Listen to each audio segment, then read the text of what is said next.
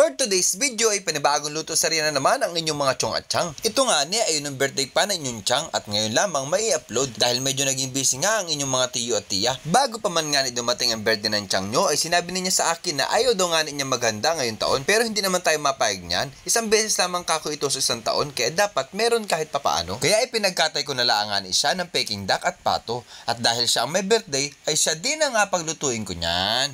Ay kahit man din inatamad ay nagkilos-kilos na din at paborito din nga niya yung alutuin niya. Yan nga ni at minarinate na niya itong karne para daw mas manuot pa ang lasa. Nilagyan lamang niya yan ng toyo, bawang, paminta, magic sarap, kalamansi, tomato sauce at kaunting asukal. Pagkatapos ay minekos-mekos na niya yan at ibinabad ng 2 oras. Kaldereta naman nga ni ang luto niya dyan dahil yun ang request ng inyong chong. Medyo naumay na nga ni tayo sa palagate kaya kaldereta naman ang menu natin ngayon na paborito din naman ng inyong chang. Nagbalat na din nga ni siya dyan ng iba pang mga sangkap gaya ng patatas at carrots, isang Peking duck at isang pato lamang nga niyang hinanda ko para pang ulam lamang namin. Wala din namang ibang inimbita ang inyong chang. Ilang linggo nga bago mag-birthday ang inyong chang ay magkasunod na nawala ang aming 2 aso na sina Arya at Panther na mga anak ni Winter. Ay talaga namang ilang araw ding iniyakan ng husto ng inyong chang ay kaya hindi ko na din siya pinilit na magpakana dahil kahit hanggang ngayon pag naiisip niya ay makikita mo na laang na nagangoy-ngoy sa isang tabi. Ganyan magmahal na mga hayop ang inyong chang. Kaya nga ni siguro mahal na mahal ako niyan ay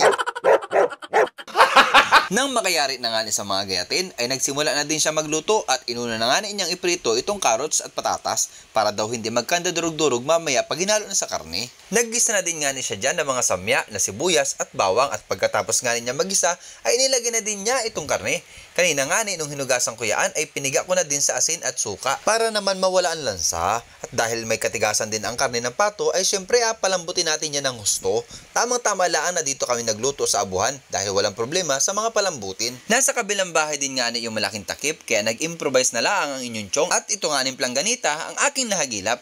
May 1 oras din siguro yung pinalambot ng inyong chang at nung malapit na nga ng umiga ay inilagay na niya itong tomato sauce. Bali 2 pack din nga ni ang nagamit niya dyan. Kasama na yung ipinamarinate niya. Nilagyan na din ulit niya yan ng kaunting tubig para may kaunting sabaw din naman. Wala pa man din yung ibang mga sangkap niyan pero anong bango na. At maya-maya nga ni ay nilagay na ng chang nyo itong bell pepper.